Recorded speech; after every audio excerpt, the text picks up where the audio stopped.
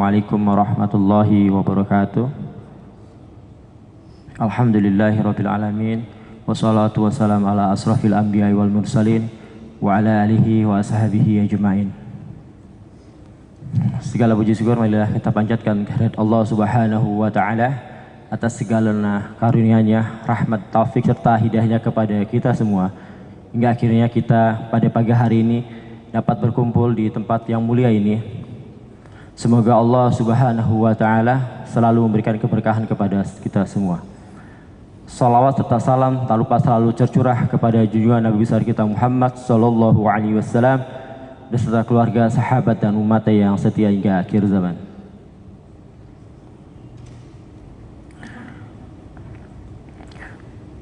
Jamaah salat subuh Masjid Jami Al-Azhar yang dimuliakan oleh Allah. Alhamdulillah, hari ini kita sudah memasuki hari Ramadan yang ke-8.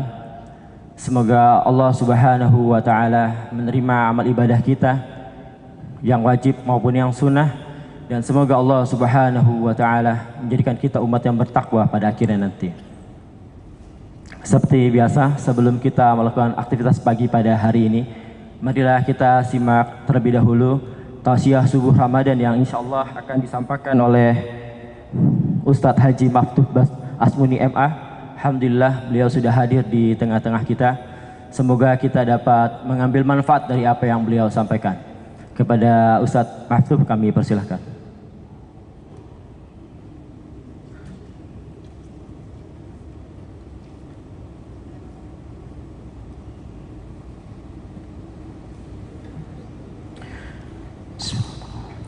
Assalamualaikum warahmatullahi wabarakatuh.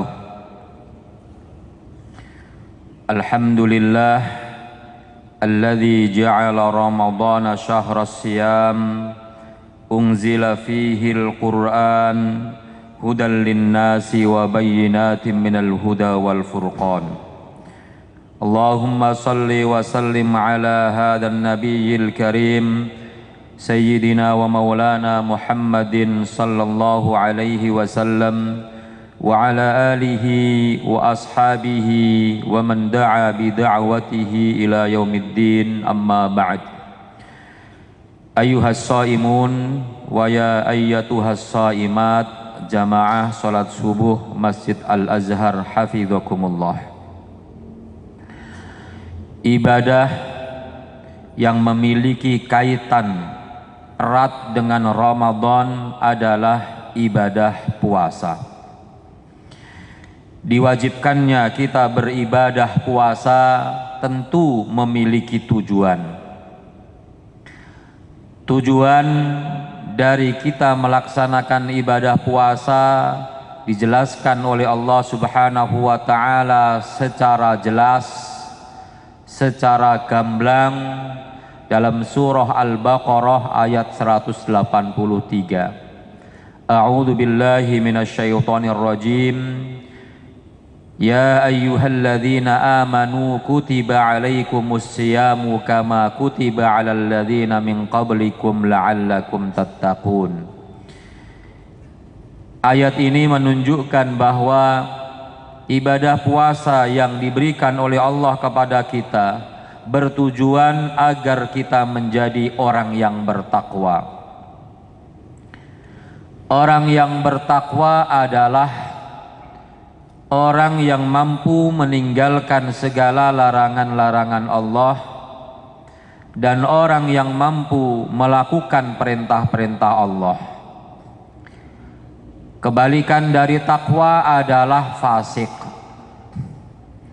Maka takwa adalah melakukan kewajiban Allah, sedangkan fasik adalah meninggalkan kewajiban Allah. Kalau takwa melakukan meninggalkan larangan Allah, kalau fasik melakukan larangan-larangan Allah. Maka kita merasakan betul bahwa saat kita berada di bulan Ramadan, terutama ketika kita sedang berpuasa, maka begitu mudah bagi kita untuk meninggalkan perbuatan-perbuatan yang dilarang oleh Allah Subhanahu wa taala. begitu mudah kita melaksanakan perintah-perintah Allah Subhanahu wa ta'ala. Andaikan 1 tahun penuh kita berpuasa, niscaya kita menjadi orang-orang yang saleh, orang yang dicintai dan diridhoi oleh Allah Subhanahu wa ta'ala, karena kita mampu meninggalkan segala larangan Allah. Oleh karenanya,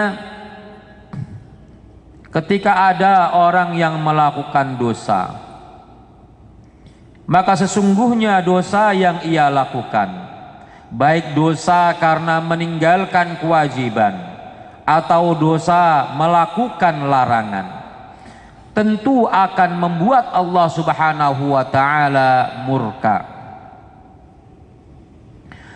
Perjalanan hidup manusia dihiasi dengan pelanggaran kedua poin tersebut. Pelanggaran meninggalkan perintah dan pelanggaran melakukan larangan. Pelanggaran dalam meninggalkan perintah dilakukan oleh iblis ketika ia dan seluruh penghuni surga diperintahkan untuk bersujud kepada Nabi Adam. Maka fasajadu, mereka bersujud illa iblisa, kecuali iblis. Aba wastakbara wa kana minal kafirin. Dia menolak untuk bersujud kepada Nabi Adam, menolak perintah Allah. Dia takabur dan dia termasuk orang-orang yang kafir. Dan atas pelanggaran ini Allah Subhanahu wa ta'ala murka, hingga Allah mengatakan, inna alaika la'nati ila yaumiddin, kau berhak mendapatkan laknatku sampai hari kiamat. Yang kedua adalah Nabi Adam sendiri. Beliau melakukan sebuah pelanggaran. Pelanggarannya bukan meninggalkan kewajiban, bukan meninggalkan perintah, tapi pelanggarannya adalah melakukan apa yang dilarang oleh Allah Subhanahu wa ta'ala. Ketika Allah Subhanahu wa ta'ala melarang Nabi Adam dan istrinya untuk memakan buah syajaratil khuldi, dalam firman-Nya, wala taqraba hadhihi syajarah, jangan kamu mendekati pohon ini, maka justru beliau beserta istrinya lupa terhadap larangan Allah tersebut, lupa terhadap pernyataan Allah yang mengatakan bahwa iblis itu adalah musuh bagi kalian. Maka demikian pula ketika Nabi Adam melakukan pelanggaran dengan melakukan apa yang dilarang oleh Allah Subhanahu wa ta'ala, maka Allah Subhanahu wa ta'ala menegurnya dengan kata-kata yang cukup keras. Allah katakan kepada keduanya, alam anhakuma an tilkumas syajarah wa aqul lakuma inna syaitana lakuma aduwwum mubin. Bukankah aku sudah larang kalian berdua untuk mendekati pohon ini? Kenapa kalian dekati? Kenapa kalian makan juga? Bukankah aku katakan kepada kalian bahwa setan itu musuh bagi kalian? Kenapa pula kalian ikuti? Maka ini menunjukkan bahwa perbuatan dosa, baik melakukan larangan atau meninggalkan kewajiban, membuat Allah Subhanahu wa ta'ala menjadi murka. Dan pada akhirnya iblis, Adam dan ibunda Hawa semuanya diturunkan dari surga. Qulna habitu minha jami'a. Shaimin dan shaimat hafidhakumullah. Maka bagi seorang mukmin hendaknya ia selalu memperhatikan perbuatan-perbuatannya, apakah yang ia lakukan berakibat pada perbuatan maksiat ataukah tidak. Baik maksiat yang dilakukan, dosa yang dikerjakan itu dosa besar atau dosa kecil. Bagi seorang mukmin, setiap dosa itu dianggap sebagai dosa yang sangat besar seorang mukmin. Karena itu Ibnu Mas'ud mengatakan, innal mu'mina, sesungguhnya orang yang beriman, yara dzunubahu ka'annahu qa'idun tahta jabalin yakhafu an yaqa'a alaihi. Ia melihat dosa-dosanya seperti ia sedang duduk di bawah kaki bukit yang ia khawatir kalau bukit tersebut jatuh kepadanya. Harus selalu berhati-hati, karena dosa yang sekecil apapun pasti Allah Subhanahu wa ta'ala akan catat. Faman ya'mal mithqala dzarratin syarran yarah. Keburukan sekecil apapun walaupun sebiji dzarrah, tetap Allah Subhanahu wa ta'ala akan memberikan balasannya. Karena itu kalau kita lihat para sahabat menjadi contoh bagi kita bagaimana beliau merasa takut melakukan perbuatan dosa walaupun dosa itu kecil. Karena itu ada sebuah kisah diriwayatkan dari Anas bin Malik ketika Allah Subhanahu wa ta'ala berfirman, ya ayyuhalladzina amanu la tarfa'u aswatakum fawqa sautin nabi. Hai orang-orang yang beriman, janganlah kalian meninggikan suara kalian melampaui suara Nabi. Maka ada seorang sahabat yang bernama Thabit bin Qais tidak berani keluar rumah. Beliau menetap di dalam rumahnya. Waqala, dan dia mengatakan, ana min ahlin nar, jangan-jangan aku termasuk penghuni neraka. Beliau tidak berani bertemu dengan Nabi, sampai Nabi kemudian sadar bahwa sahabatnya ini nggak pernah kelihatan. Sahabat Nabi yang begitu banyak, tidak hadir satu orang saja Nabi tahu. Maka Nabi kemudian bertanya kepada Sa'ad bin Mu'ad, ya Aba Amr, wahai Sa'ad, Abu Amr, julukannya adalah Abu Amr, ma sya'nu Thabit aishtaka, apa yang terjadi pada Thabit bin Qais, apa yang dia keluhkan? Maka Sa'ad mengatakan, innahu lajari, sesungguhnya dia itu tetanggaku. Wa ma 'alimtu lahu bisyakwa, dan aku tidak mengetahui ada keluhan yang ia rasakan, yang ia sampaikan. Maka kemudian Sa'ad mendatanginya. Kemudian Thabit mengatakan kepada Sa'ad tentang alasannya kenapa beliau tidak keluar rumah, tidak berani bertemu dengan Rasulullah sallallahu alaihi wasallam. Kata beliau, unzilat hadhil ayah, ayat ini turun, walaqad alimtum anni arfa'ukum sautan ala Rasulillah, sementara kalian mengetahui bahwa aku ini adalah orang yang paling keras suaraku, lebih daripada suara Rasulullah. Fa ana min ahlin nar, jangan-jangan aku termasuk penghuni neraka. Alasan ini kemudian disampaikan oleh Sa'ad kepada Rasulullah sallallahu alaihi wasallam. Lalu Rasulullah mengatakan, bal huwa min ahlil jannah, tetapi dia termasuk penghuni surga. Setelah itu tenanglah Thabit dan baru berani keluar dari rumahnya. Hadirin shaimin dan shaimat hafidhakumullah.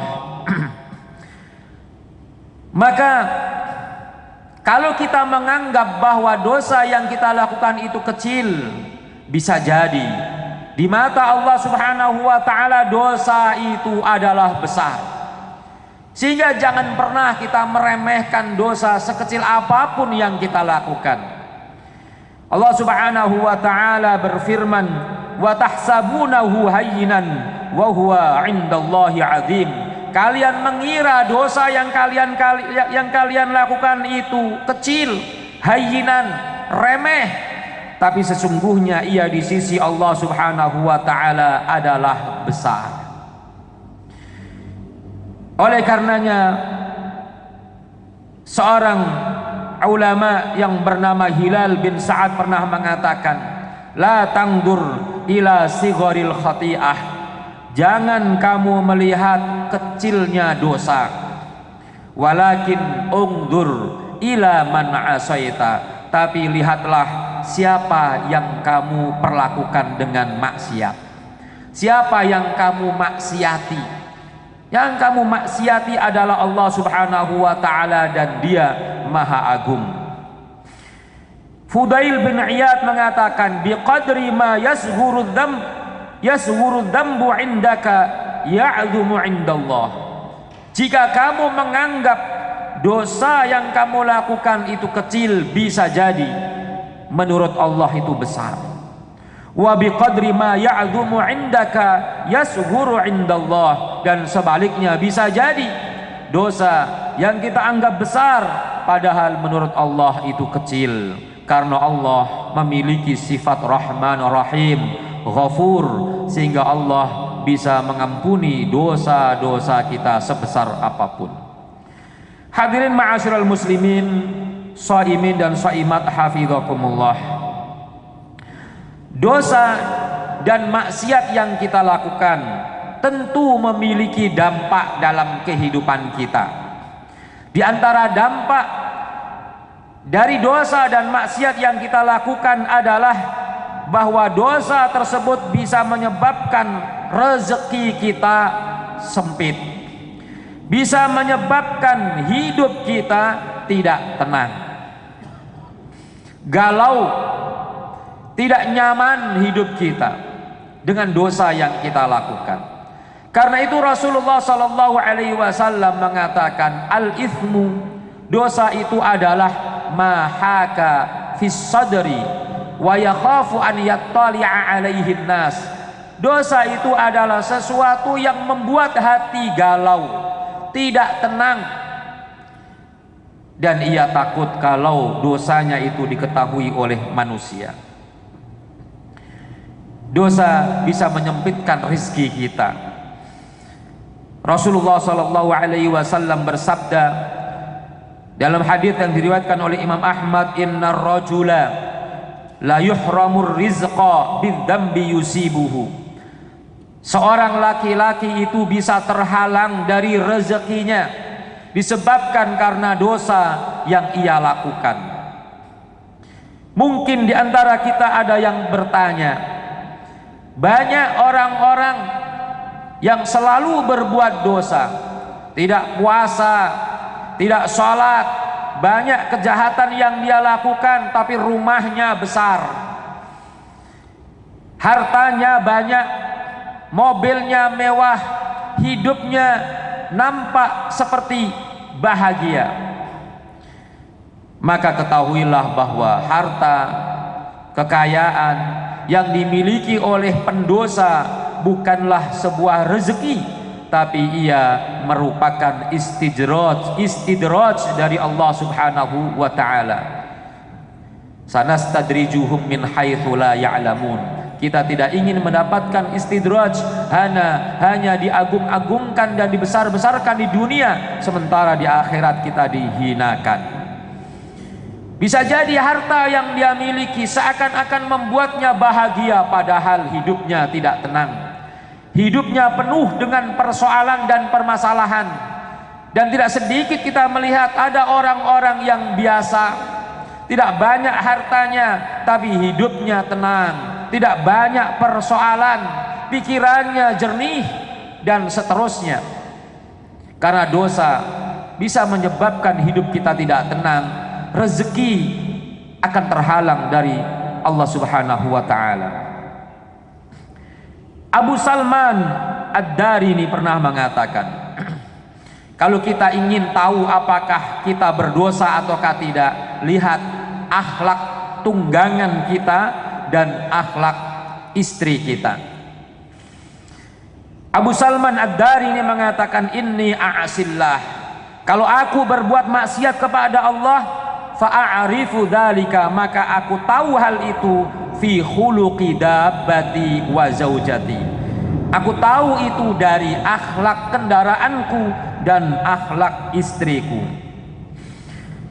Orang yang berdosa tidak akan merasakan lezatnya beribadah, hambar ibadahnya, kering ibadahnya, sehingga kita bisa merasakan kalau ibadah kita kok tidak nyaman, ibadah kita tidak nikmat, tidak lezat, maka jangan-jangan banyak dosa yang kita lakukan. Karena itu Wuhaib ibnul Ward pernah mengatakan, la yajidu ta'mal ibadati man asallaha wala man hamma bima'siyatih. Tidak akan merasakan lezatnya ibadah orang yang berbuat maksiat kepada Allah, dan tidak pula orang yang ingin melakukan kemaksiatan kepada Allah. Dosa juga bisa menyebabkan terhalangnya kita dari ilmu-ilmu agama, karena akan terjadi kontraproduktif antara pemahaman agama dengan apa yang dia lakukan. Karena itu Allah mengatakan, kabura maqtan indallahi an taqulu ma la taf'alun, sungguh besar murka Allah Subhanahu wa taala kalian mengatakan sesuatu yang kalian tidak mau mengerjakannya.